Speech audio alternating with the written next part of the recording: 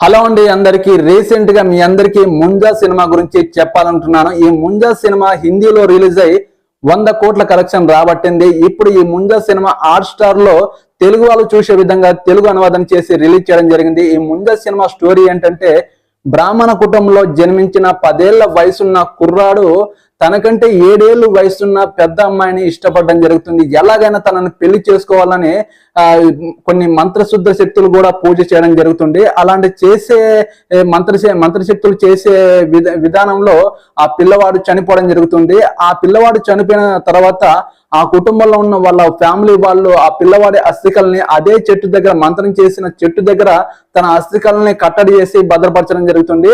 3 తరాల తర్వాత తన అదే కుటుంబంలో జన్మించిన హీరోకి కల్లో ఆ ముంజా అనే ఆత్మ దెయ్యం అనేది కనిపిస్తుంటుంది. మీరు నా ఛానల్ ని సబ్స్క్రైబ్ చేయండి, సపోర్ట్ చేయండి.